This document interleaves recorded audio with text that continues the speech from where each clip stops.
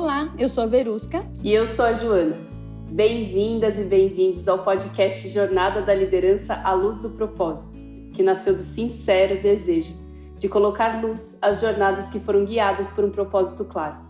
Toda semana uma história contada sobre uma trilha pela qual todos nós podemos caminhar e nela o destino é o sentimento de realização. E hoje a gente tem o prazer aqui de receber uma pessoa que é muito querida para mim, principalmente, né, que faz parte da minha jornada de liderança, inclusive, o João Migliaccio. O João, ele é executivo de RH, tem mais de 26 anos aí de atuação em grandes organizações como Bosch, Manpower, Vale e atualmente é executivo de RH no Grupo Petrópolis. O João é graduado em administração, com pós-graduação em relações trabalhistas e sindicais e MBA em gestão executiva de operações. Mas mais do que isso, o João é um apaixonado por pessoas e considera a área de RH uma área estratégica, pois é a área que apoia e patrocina a evolução dos negócios. E ele também é um defensor do engajamento e da melhor experiência dos colaboradores. Seja bem-vindo, João. Prazer ter você aqui com a gente. Obrigado pelo convite. Obrigado, Verusca. Obrigado, Joana. Prazer estar aqui com vocês.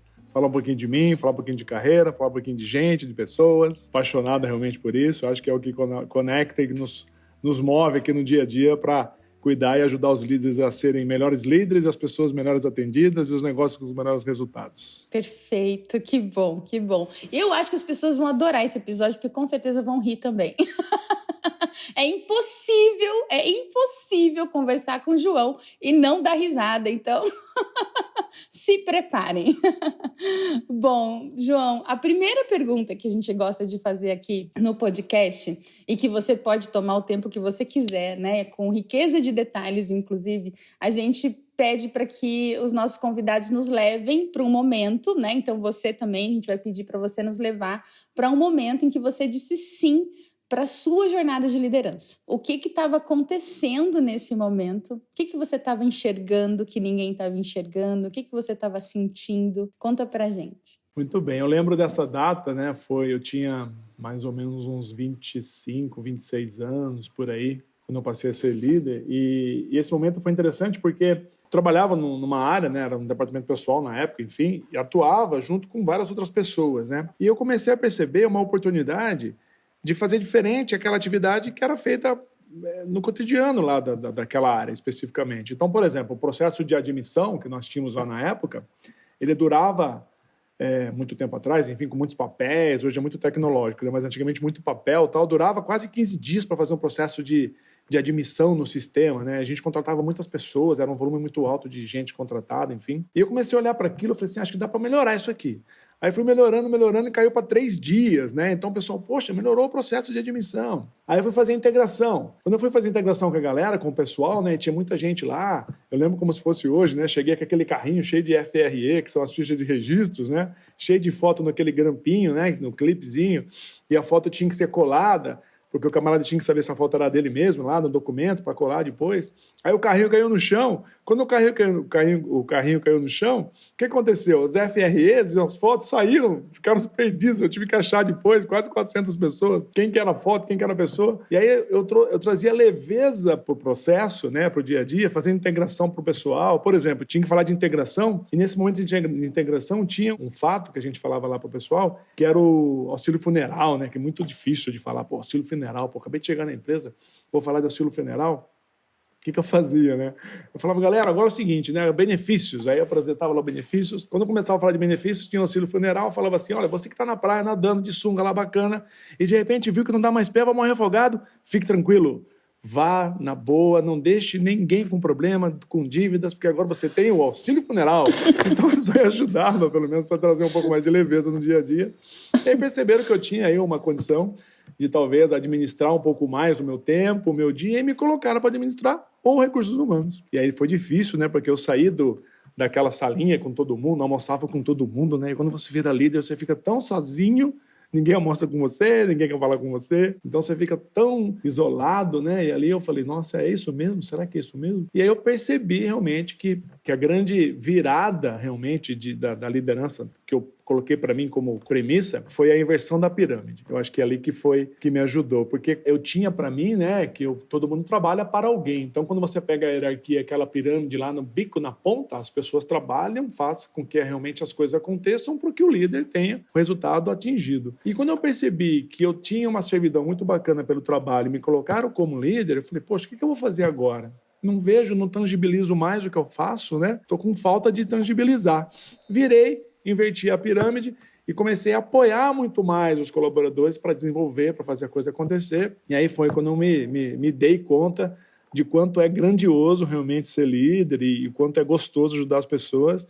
E aí foi quando eu fui crescendo e fui tendo outros cargos e assim por diante, ajudando nessa configuração, realmente, de desbravar, né, e de desafogar todo o problema que tiver o gestor, para que o líder, o colaborador, para que ele consiga fazer o trabalho. Por exemplo, olha que coisa interessante. Você é um gestor, você tem um problema no seu notebook. A TI, para o gestor, dá lá 24 horas, né, para o notebook estar funcionando. Para o colaborador, dá 36 horas, porque o cara tem o colaborador tem um cargo diferente, enfim, e aí tem uma responsabilidade menor, talvez, na visão da TI. Eu falei assim, não, cara, ao contrário, o meu pode ficar 24 horas não, 24 dias. O meu colaborador tem que ser agora, eu preciso que ele tenha o notebook funcionando, né? Então, essa inversão da pirâmide faz com que realmente eu me conecte com a nobreza realmente da liderança. E foi lá que eu pesquei realmente essa ideia e de lá para cá, estou com 50 anos hoje, né?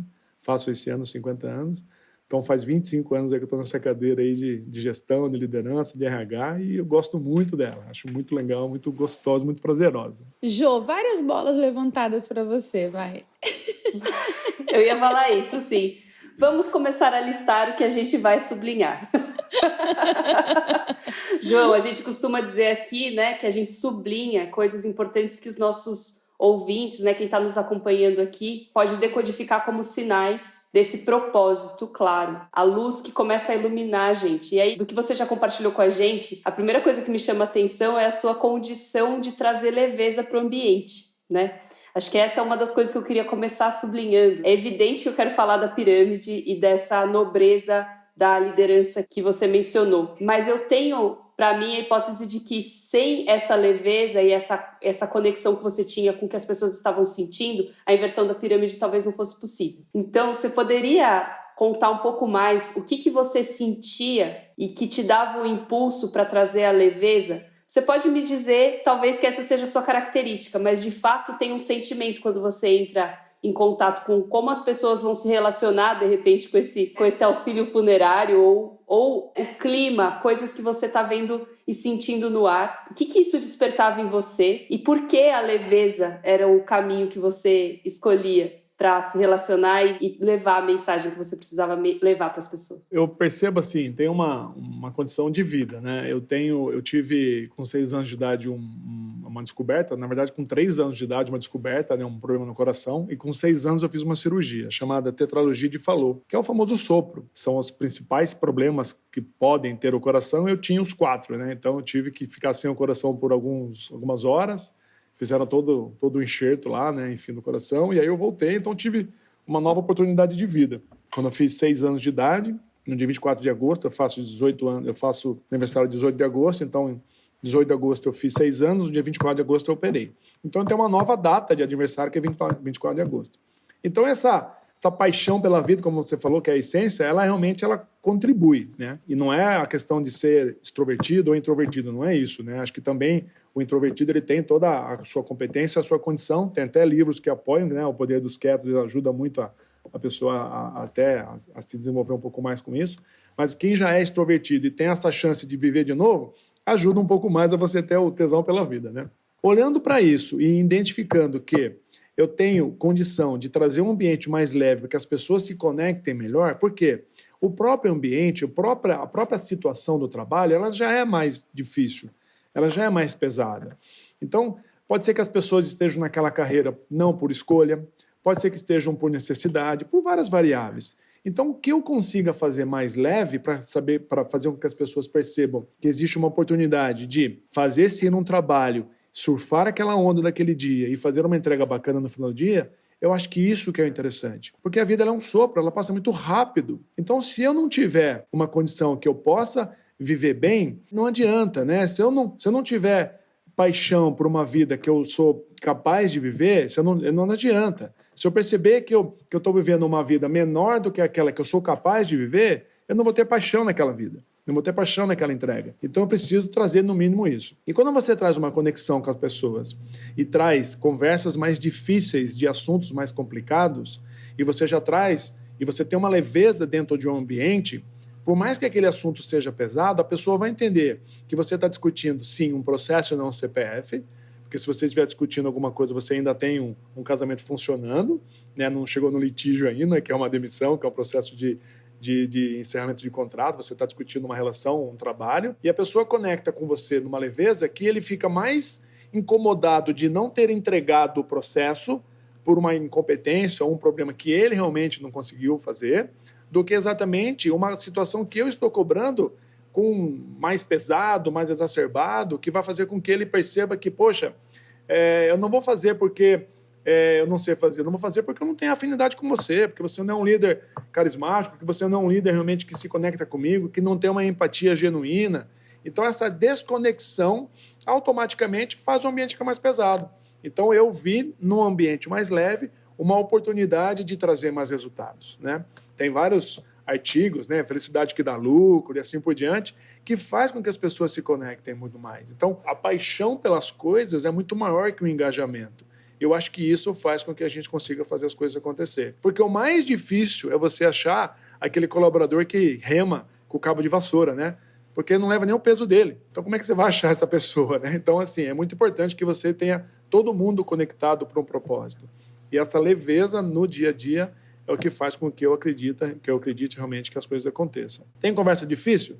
Tem. São difíceis, às vezes, você chegar e realmente dar uma notícia para um colaborador que ele não espera, ou que realmente não está contente do que ele almeja no dia a dia. Isso vai acontecer.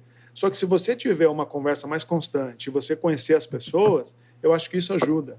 Tem um amigo meu, que também é amigo de vocês, nosso amigo Nélio Bilatti, ele me ensinou uma vez o seguinte: atrás do Cirque du Soleil tem alguém perguntando para o camarada, are you ready? Você está pronto? Ele fala sim ou não. E se ele falar sim e aquela pessoa sensitiva entender que ele não está pronto, ele vai perceber que ele não deve ir lá para o picadeiro. Então ele vai tirar aquela pessoa. Como é que ele é tão conectado a uma pessoa para ao ponto de dizer que ele não está pronto para ir para um espetáculo? E a pessoa está vestida para o espetáculo. É porque existe uma leveza ali, existe uma conexão. E sem essa leveza você não se conecta. Você não conhece. Porque as pessoas que não riem, não têm essa leveza, ela não é verdadeira no dia a dia. Então, se ela não é verdadeira no dia a dia, você não vai perceber quais são os problemas que ela tem. Então, eu preciso ter um ambiente mais leve para as pessoas se conectarem ao ambiente e eu entender se existe um problema ali para que eu possa corrigir para ter um melhor resultado. Porque se eu não perceber isso, eu não vou ter o resultado. E quem faz os resultados são as pessoas, e quem cuida das pessoas são os líderes. Eu penso muito nisso, por isso que eu acho que o ambiente leve, e eu trabalho muito nessa linha para que realmente eu consiga entender quais são os problemas das pessoas e como é que eu posso ajudar no dia a dia para fazer com que a Perão Divertida funcione. Eu espero, sinceramente, né, que as pessoas voltem e ouçam de novo.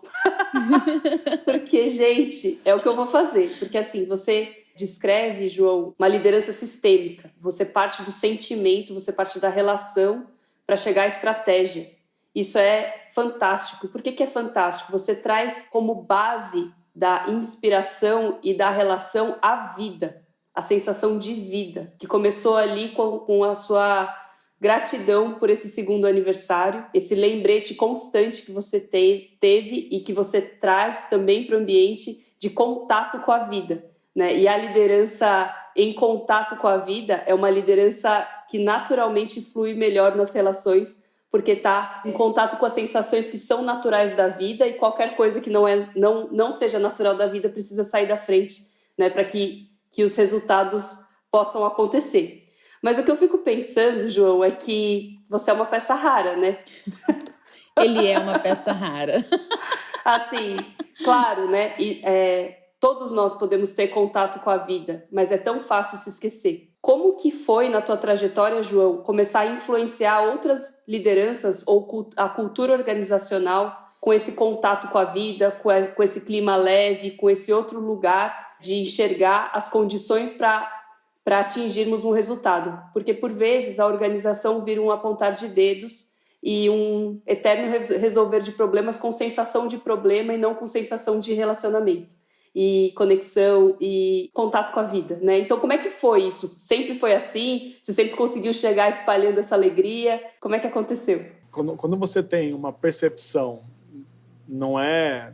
É que assim, é muito sensível, porque pode conotar arrogância, pode conotar prepotência, pode conotar até um distanciamento em alguma situação, porque você se demonstra uma segurança muito forte, né? Você é tão seguro de si que nada te abala, né? Nada acontece. Não, né?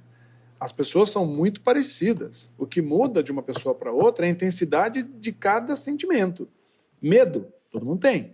Só que tem gente que tem medo negativo, né? O cara pula de paraquedas, por exemplo, né? Salta de paraquedas, anda de balão, faz coisas aí com adrenalinas mais pesadas, né? Então, assim, qual que é a intensidade dos medos, né? Do meu medo, do seu medo, do medo da verusca, é essa a diferença que nós temos. Medo todo mundo tem. Ansiedade, angústias, preocupações, então as pessoas têm os sentimentos muito parecidos, né? Deus nos fez aí semelhantes, mas com diferenças na intensidade de cada situação. Se isso é uma verdade, eu entro numa condição que eu gosto de estar sempre muito bem. Procuro estar sempre muito bem. E se eu não estou muito bem, eu prefiro não estar ali. Eu me recolho e fico bem ali comigo mesmo, porque eu posso fazer algo que me incomode ou eu tenho que corrigir depois. Então eu prefiro estar bem e separar muito bem os ambientes, né? Então eu tenho algum problema em casa? Lógico, às vezes nós temos. Temos problema no trabalho? Sim, também. Como é que a gente separa isso, né? Dá para separar? Talvez sim, talvez não. Depende muito de como você administra, porque muita gente fala, eu sou igual no trabalho, eu sou igual em casa. Isso é verdade, porque você é uma única pessoa. Só que as pessoas que estão se relacionando com você, a partir do momento que você se torna líder, não tem culpa dos problemas que você deixou na sua casa ou dos problemas que você tem no trabalho. Eles precisam de você para solucioná-los. Se isso é uma verdade, eu tenho que chegar numa condição que eu preciso estar bem, porque eu escolhi estar nessa posição de líder. E ninguém tem culpa se eu tenho um problema. Se eu tenho algum problema, eles vão saber, porque eu tenho uma conexão tão grande com as pessoas que as pessoas vão perceber que eu não estou legal naquele dia. Ou naquele dia, talvez eu não vá trabalhar. Eu peço para ficar em casa para me recuperar, para estar bem no outro dia. Porque senão, se eu não estiver bem num dia e for, no dia seguinte, além de eu ter que fazer o meu trabalho, eu tenho que recuperar alguma coisa que eu fiz no dia anterior que eu não estava muito bem. Então, eu já entro numa condição um pouco mais leve. E eu trago para os outros líderes, respondendo a sua pergunta também, que quando a gente assume uma posição da área de recursos humanos, e ainda mais na minha posição, que é uma área de business partner, eu vejo muito uma necessidade de ajudar o líder a ser o melhor líder. E normalmente, isso é uma prerrogativa, né? Não de todos, mas da grande maioria, o RH ele tem um olhar muito elaborado. A gente chama de helicopter view, né? Nós temos um olhar ampliado de tudo, né? Eu sei de muitos detalhes, de muitas informações. E a gente é procurado para tomar decisões realmente, né? Junto com os líderes. Mas eu não gosto de ser um RH que eu tome a decisão para aquele líder. Eu tenho que fazer perguntas poderosas para ele, para que ele se sinta confortável com a decisão que ele vai tomar. E se for uma decisão que ele tomou, que eu não concorde ou que eu acho que possa ser melhor, e eu não tenho ainda a influência com ele de tomar uma decisão com ele para ser melhor, eu aceito aquela decisão com ele e se der errado, eu vou ajudar ele na reconstrução. Não vou falar, eu te disse, ou eu não te disse que ia dar errado. Não, eu vou reconstruir. Até ele perceber a necessidade realmente que eu possa ajudá-lo para ter uma influência com ele. Então, quando eu trago essa condição junto com o próprio líder, de que ele pode sim contar comigo, porque eu vou respeitar a decisão dele, mas eu vou fazer com que ele tenha uma amplitude maior de pensamento, é o momento mais mágico no dia a dia na relação de um business partner com o gestor. Porque daí sim eu vou fazer o meu papel de fazer com que ele seja o melhor líder das pessoas que estão abaixo dele, das pessoas que vão administrar, que ele vai administrar. Logicamente que a gente vê algumas coisas, né? Nós vemos algumas coisas que a gente quer lá e colocar a nossa opinião como área de recursos humanos. Isso é legal. Só que, de uma certa forma, se eu for colocar aquela opinião, eu não vou desenvolvê-lo. Então, eu preciso desenvolver. E aí, quando eu mostro para ele que existem formas melhores de serem feitas, trazendo uma conexão que ele é responsável pelas pessoas, e as pessoas só vão fazer se estiverem engajadas com ele, se perceberem realmente que ele é um líder inspirador, ele começa a perceber que existe resultado positivo, ele vai e compra essa ideia. Então eu tento trazer um pouco de experiência para ele. Olha, por que você não faz desse jeito? Por que você não vai por aquele lado? Por que você você é um pouco mais fechado? Por que você não ouve mais do que você fala? Pega as pessoas pelas palavras. Tenta entender se as pessoas falaram alguma coisa que você possa, de repente, apoiá-las naquilo que ela falou para que realmente você entenda se ele tem condição de crescer naquele trabalho que ele está fazendo ou não. Eu acho que essa conexão que às vezes falta do líder, porque, como eu falei, quando o camarada ele assume uma posição de liderança, né, quando a pessoa sai da linha de staff e assume a questão de liderança, o isolamento ele é muito alto, né? Então, quanto maior a cadeira, mais isolado ele fica, né? E quem que ajuda aquele líder? Normalmente é o RH, normalmente é o próprio líder do líder, que também precisa de apoio. Então, a gente, como RH, nós como RH, nós acabamos ajudando esses líderes, de uma certa forma, trazendo essa leveza corporativa, logicamente, com um resultado no final do dia, né? Isso é muito importante para o dia a dia, senão não se conecta. E eu acho que o exemplo positivo e trazer para ele aquilo que conecta no dia a dia faz com que ele perceba realmente que faz sentido ele usar de artifícios, de argumentos e de metodologia do dia a dia de liderança que faça com que ele perceba que aquela pirâmide invertida funciona muito mais do que fazer com que as pessoas trabalhem para ele. Acho que isso começa a conectar. Eu tive um exemplo, eu tinha um gestor, de repente, que ele estava numa linha um pouco mais dura, né, com o time, e aí ele falou assim, como é que eu faço para melhorar isso aqui? Eu falei assim, olha, o que você gostaria de ouvir como colaborador? Você acha realmente que o seu papel como líder é o melhor para o time? Por que você acha que o time está se desconectando? O que você tem feito diferente que você possa fazer agora para que eles se conectem com você? Eu acho que estas perguntas para as pessoas se refletirem é o que faz sentido para uma área de RH, entendeu? Porque se a gente escolheu aquele líder, ou se ele escolheu estar ali, não foi por sorte, né? Foi porque ele tem competência. E agora, em algum momento, ele se perdeu para a gente ajudar. Eu acho que esse é o bacana da área de recursos humanos. Que legal, João. Apesar de a gente se conhecer há tanto tempo, é tão bom ouvir você falando sobre isso, né? E me faz lembrar, né, inclusive, do tempo que a gente trabalhou juntos. E uma coisa que eu aprendi com você é que o RH não é um tirador de pedidos, né? Eu lembro que quando o João, quando algum cliente, né, interno, externo, enfim, pedia alguma coisa, meio que de forma, né, solicitando algo sem perguntar o que a gente achava, né, sobre aquilo, o João brincava, você quer quantos pastéis, né, de queijo, de carne, de pizza? Porque parecia que o RH era um tirador de pedidos só, né? E quando eu escuto você falar, me dá até um alívio, né, de lembrar de líderes de RHs que não são só tiradores de pedidos. Tem um lado muito incrível nisso que você faz, que é trazer essa consciência para esses líderes, né? Mas a gente sabe de um outro lado, é o lado da luz e da sombra sempre, né? A gente sabe de um outro lado, que é um lado mais sombrio das organizações, que são os egos, né? E você... eu conheço poucas pessoas que lidam tão bem com os egos dos executivos dentro das organizações do que você, assim, você faz isso muito bem. E eu já te vi em situações muito difíceis lidando com esses egos, né? De altos executivos, inclusive. Mas eu nunca te perguntei como que você faz para lidar com isso tão bem. Eu descobri há um tempo atrás, eu percebo isso, né? E eu tive mais certeza em alguns momentos, né, na carreira, até com vendas e com comercialização de recursos humanos. E não é uma questão de improviso, não é isso. Mas você está preparado para realmente sair de situações complicadas. Eu acho que tem 3 competências, e o Patrick Lencioni ele fala isso, né? Tem até um TED Talk dele, que são 3 competências que eu gosto muito e eu acho que elas são as essências, né?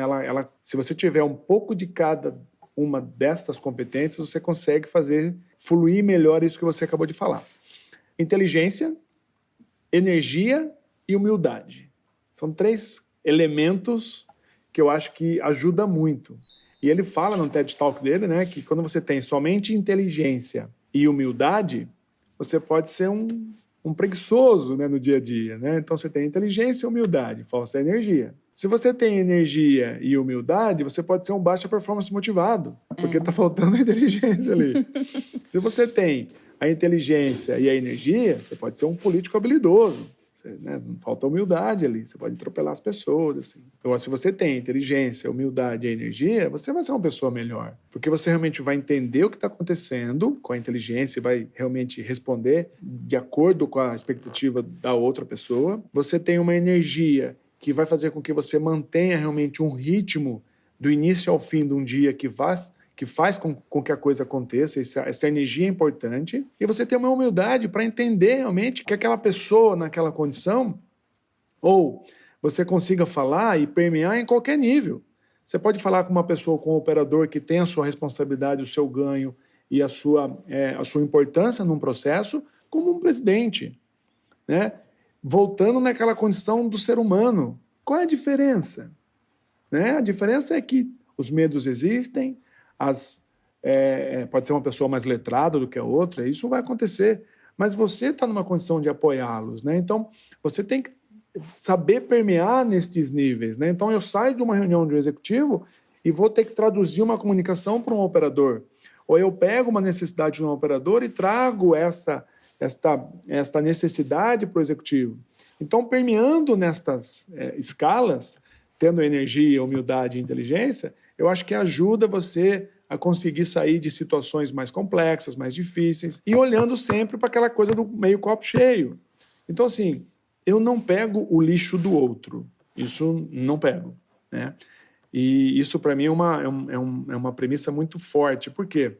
Quando alguém está transbordando o lixo e eu pego o lixo para mim, é como se eu estivesse pegando aquela situação ruim que aquela pessoa está soltando, né? E eu pegando para mim e eu me conectando com ele. Então eu não vou colocar a mesma energia. Não vou. Eu vou diminuir essa energia. Eu vou alertar. Falar assim, olha, está caindo um pouco de lixo de você. Você não quer pegar aqui, ó? Acho que né? Pega um pouquinho porque está transbordando. Vamos dar uma olhada aqui que não está legal. Se eu pegar, eu vou estar na mesma condição. Então a frequência sobe muito. Eu não posso fazer com que isso aconteça. Eu preciso estar bem para realmente não pegar aquele lixo, né? Não pegar aquela situação que está transbordando da outra pessoa. Eu tenho que apoiar aquela outra pessoa, né? Então, tem que parar, tentar entender, saber por que está acontecendo aquilo, como ajudar. Porque no final do dia, né, nada como uma noite entre 2 dias, é a gente parar para refletir como é que foi o dia para começar tudo de novo. E quando a gente está discutindo algum tema, a gente ainda está com um relacionamento muito bom. Se realmente não tem mais discussão, é porque já acabou, né? Aquele casamento, aquela situação de relação de emprego ou de qualquer outra coisa, acabou, né? Então, você vai para o litígio e resolve e pronto. Agora, se tem uma discussão, se está legal, bacana, a gente resolve e depois toma um champanhe, toma uma cerveja, não há problema nenhum para comemorar até algumas decisões. Mas que a gente esteja bem para realmente conseguir fazer um trabalho de não se contaminar por aquilo que o outro está esbravejando, está soltando realmente de situações que poluem o ambiente, né? Eu acho que é isso, você não pode pegar, senão você vai ficar na mesma frequência, né? E você não pode trazer essa mesma frequência dele, não pode. Fantástico. E não é fácil, viu? Não é fácil fazer isso. João, eu queria tocar num assunto aqui, né? Aproveitando que a gente trouxe essa questão do ego, e eu queria tocar num assunto que eu acho que vai ficar na frente das pessoas que estão te ouvindo e que estão, né? Pode ficar na frente, né? Estão te ouvindo e que estão se sentindo inspiradas. Poxa, servir, né? Que legal, estou aqui para apoiar. Você falou isso muitas vezes, esse é um propósito muito claro. É simplesmente uma chave mestra do propósito, porque toda vez que a gente está servindo, a gente está gerando gratidão nas nossas relações e isso gera felicidade, né? A gente fala aqui que o único propósito que existe é ser feliz, né? Todo o resto é ferramenta disso, né? Mas, especialmente no meio corporativo, eu acho que tudo que você falou pode, né, o lado da luz e da sombra que a Verusca trouxe, né, pode trazer para as pessoas também uma ideia assim, poxa, mas como é que eu faço para conciliar? E nem estou dizendo que essas coisas são conciliáveis, mas pensando, né, como pode aparecer para as pessoas. Como é que eu faço para conciliar, né? Ou é possível conciliar, dar suporte para as pessoas, ser esse líder servidor e pensar na minha carreira, né? Pensar nas coisas que eu quero para mim. Porque, por vezes, esse pensamento pode corromper, né, a nossa disponibilidade do servir. Como é que você vê isso, João? Eu acho que tem que ter, primeiro, o planejamento e o propósito, né, do que você está fazendo, por que você está fazendo aquilo, né? Qual que é a sua Você realmente está naquela função, naquela atividade, por qual motivo? Eu acho que tem que primeiro entender, tem até testes, né, que auxiliam a gente, âncoras de carreira, por exemplo, né? O que te move estar lá? Eu acho que é a primeira coisa. Se você tiver uma condição de entender o que te move estar lá e perceber que o dia a dia ele conecta ao seu propósito, automaticamente você vai ter condição de lidar com essas questões da servidão. Porque realmente você está para servir, você faz um processo como RH de fazer com que o negócio aconteça melhor, você gere mais negócio. O processo como um todo, né, os negócios, o business, ele tem duas grandes frentes, processos e pessoas. Se tiver bons processos e pessoas não tão boas, não vai funcionar. Se tiver pessoas muito boas e processos não tão bons, não vai funcionar. Você precisa ter bons processos e boas pessoas. Se você está como RH e você tem as melhores ferramentas de colocar a pessoa certa no lugar certo, ter uma boa influência e conseguir fazer com que o líder entenda o seu papel dentro desse fluxo de business, você está numa linha de carreira como recursos humanos favorável. Porque, olha, você faz com que a jornada do colaborador aconteça, seja desde a admissão até o final do distrato, funcionando com maestria e com excelência. Então, eu tenho bons processos de seleção, bons processos de onboarding, bons processos de avaliação de desempenho, bons processos de remuneração e de compensação, bons processos de atendimento de recursos humanos aos colaboradores e boas ferramentas de gestão de pessoas. E também tenho um respeito muito grande para os distratos e tenho ferramentas de engajamento. Então, tenho ferramentas, sei do meu papel e da minha âncora de carreira, entendo qual é a minha relação junto com o cliente, então não tem por que não funcionar. E se por acaso tem algum gestor que não se conecta, existe alguma coisa que você possa revisitar em você para tentar entender se não está faltando algo de um compromisso maior com aquela pessoa, com aquele gestor. Por quê? Se você tem uma influência muito grande, você tem uma agenda de gente com ele, vai funcionar. E essa agenda de gente que é o que faz a conexão maior com o gestor. Então, eu acho que se você conseguir ter essa agenda de gente, acho que a Joana travou, viu, Verusca? Se você tiver uma agenda de gente com as pessoas, isso vai fazer com que você se conecte muito com o propósito, com o dia a dia. A gente está tão atenta ao que você está dizendo que parece que a gente travou, né? Mas a agenda, eu acho que assim, a gente chama de people strategy, né? Então, assim, a agenda de pessoas, a estratégia de pessoas, você precisa elaborar com o gestor. Todo ano você precisa parar no final de um ano e montar qual é a sua agenda com gente. Vamos fazer junto aqui. Então, qual é o seu propósito como negócio? Você vai crescer quanto? Você vai entregar o quê? Você vai ter qual aumento de produção de um ano para o outro? Quais são os seus principais desafios? Poucas e boas. Suas 5 linhas aí de desafios para o próximo ano. E aí você pega todos os resultados que ele tem de gente, associa ao plano que ele tem de negócio e monta uma estratégia de pessoas com ele. E qual é essa estratégia de pessoas? Desenvolver quem, substituir quem, capacitar quais pessoas, fazer movimentos internos de job rotation, que seja, enfim, fazer uma estratégia de pessoas junto com o líder e acompanhar essa estratégia de pessoas durante o ano, para realmente fazer com que ele consiga trazer resultado. Só que essa estratégia de pessoas não pode ser uma meta do RH, tem que ser uma meta do líder, que vai ser executado com o apoio do RH. Essa é a diferença. Se a estratégia de pessoas ficar na meta do RH, ela provavelmente não acontece. Ela tem que ser uma meta cruzada junto com o líder realmente para fazer acontecer. E aí a pessoa de recursos humanos se conecta com o propósito. E aí você realmente tem um encarreiramento maior na área de recursos humanos. Porque daí o gestor vai olhar para você e falar assim, poxa, gerou valor para mim. Porque eu montei uma estratégia de pessoas para o meu negócio com os meus resultados. É customizado para mim. Não é standard. Standard é o que tem lá os programas. Eu tenho os programas lá de gaveta, lá na minha prateleira. Aí eu chego para o gestor com a minha caixinha de ferramenta, faço o diagnóstico, abro a minha caixa de ferramenta e falo assim, vamos lá agora. Qual é o seu problema e quais são os remédios que nós juntos aqui vamos identificar para que os seus líderes também acompanhem junto com a gente aqui para fazer com que essa estratégia aconteça. Logicamente que no dia a dia tem outras coisas que acontecem, a gente vai acabar ajudando ele no dia a dia. Isso é fato, isso não tem problema quanto a isso. O ponto é, precisamos ter uma estratégia de gente com esses líderes, para que realmente faça a conexão e ele vê interesse na área de recursos humanos como apoio para eles. Senão fica o tirador de pedido mesmo. E é tão interessante ouvir você falar, né? Parece que talvez quem está ouvindo, no começo, conforme você vai falando, não faz uma conexão, né? Por exemplo, com a pergunta que a Jo fez, né? Sobre a carreira. E aí você amarra tudo isso muito bem no final, né? Criando essa costura, né, entre o seu propósito e a sua carreira. Algo que a gente sempre diz é que é impossível uma pessoa não ter bons resultados quando ela está conectada ao propósito dela. Então, a gente escuta muitos líderes, inclusive, falando sobre essa coisa de propósito é balela. Né? A gente precisa de resultado. Mas aí quando você... e aí como a Jo sempre diz, né? Eu espero que as pessoas escutem de novo o que você acabou de dizer.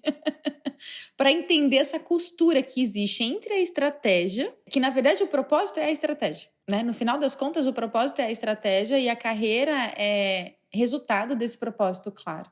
Né, como você desenhou agora. O grande fator, eu acho, da área de recursos humanos é você achar esse tempero. Porque, vamos imaginar, nós temos hoje, né, dentro da área de recursos humanos, várias ferramentas de gestão. Várias. E aí você pega, por exemplo, eu sou um consultor de recursos humanos, de uma certa forma. Eu sou um business partner dentro do RH, dentro do negócio, eu sou um consultor de recursos humanos. Não existe nenhuma faculdade de consultor de recursos humanos. Não existe. Existe faculdade de recursos humanos, existe pessoas especializadas em temas de recursos humanos, seja remuneração, seja treinamento e desenvolvimento, que é o famoso DHO, seja folha de pagamento, seja desempenho e metas. Então, frentes, né, de recursos humanos. Tudo bem separado em pilares de recursos humanos. E tem pessoas muito boas realmente, muitos amigos até, que são especialistas naquele tema, eles gostam daquele tema. Quando você pega um generalista e pega todos aqueles temas e coloca dentro de uma discussão com um líder, ele virou um consultor. Agora, em que momento que você vira consultor? Em que momento que você percebe que você pode ser um consultor? Quando você entender que realmente você consegue montar aquele quebra-cabeça para o líder, que é a estratégia de gente, com todas as ferramentas de recursos humanos. E você identifica no diagnóstico o problema que ele tem, que é o que ele tem hoje de resultado de gente versus o propósito que ele tem de business para o ano seguinte ou para próximos 5 anos. E você pega todas as ferramentas de recursos humanos e coloca isso customizado para que ele consiga fazer com o que ele tem de gente, com o resultado que ele tem de pessoas, para entregar o resultado que ele tem de business. Olha que coisa bacana como RH, entendeu? Quando você conseguir fazer isso, você percebe realmente que você tem uma influência muito grande para o negócio, que você realmente fez sentido para o negócio. Eu acho que essa que é a conexão. É a estratégia de recursos humanos com todos os pilares, conectada à estratégia de negócios a partir do que ele tem de resultado de gente. E aí você customiza isso. Acho que isso que é a virada de carreira. E aí quando você pega um profissional de recursos humanos, em que momento que ele está na carreira? Ele está no início, ele está no meio, ele quer ser um consultor, ele quer ser um especialista. Qual que é o propósito? Por isso que eu falei do início da âncora. O que te move estar lá? Não, eu sou especialista. Eu quero ser especialista em desenvolvimento. Ótimo, você vai ser muito bom naquilo e vai ajudar muito no dia a dia. Só que a conexão para chegar naquele pilar de desenvolvimento, ele parte de uma estratégia maior para chegar no business, que aí em algum momento você vai ser consumido para lecionar algo para desenvolver um time que precisa de alta performance conectado a uma estratégia, que quem desenhou foi o consultor junto com os líderes de negócio. Entendeu? Assim, é importante esta percepção, né? O que não dá, o que você...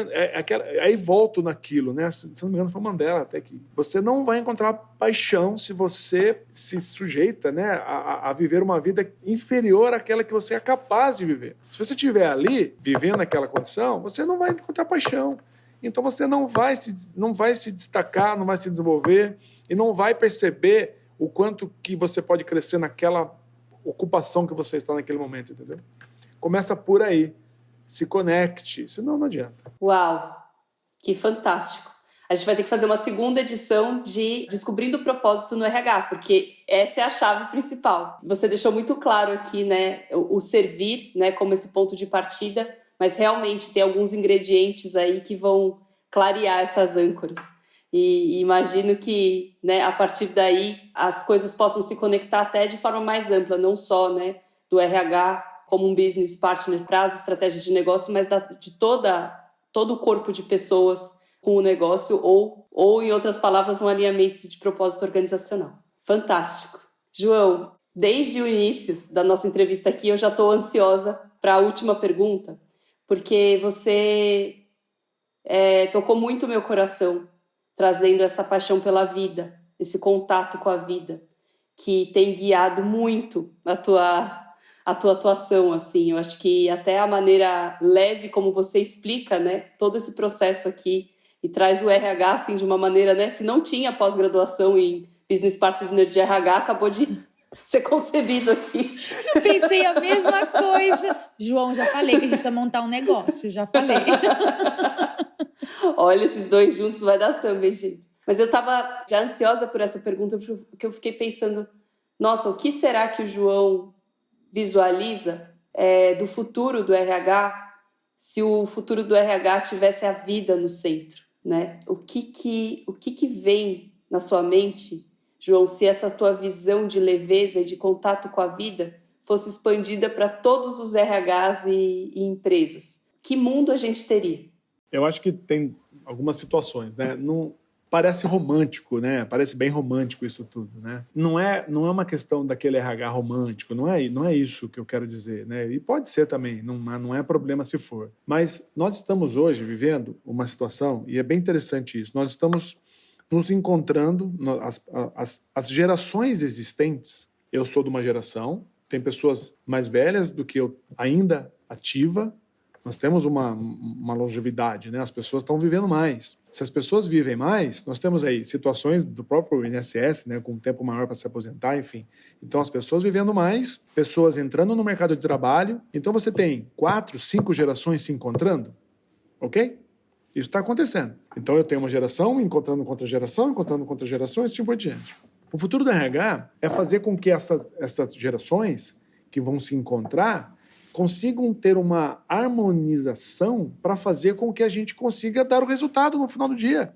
Porque a existência das empresas, de uma certa forma, né, a partir do capitalismo, é necessário dar resultado, se não for filantrópico. Então, para você dar um resultado, fazendo com que as pessoas entendam que, sim, dá para trabalhar num ambiente ao qual as gerações estão se encontrando, e quem vai fazer com que a gente consiga fazer com que isso aconteça, provavelmente vai ser a área de recursos humanos. Então, o futuro está ali, apoiando os líderes no entendimento da diversidade, que ela não sobrepõe performance, mas ela é importante. No entendimento de que, sim, o diverso é importante porque pensa diferente e você vai trazer situações de olhares que talvez gerações não teriam este olhar. Que, sim, cuidar da gestante, do início da gestação até o cuidado, né, no nascimento da criança é importante dentro de uma organização e com respeito e dignidade para todo mundo.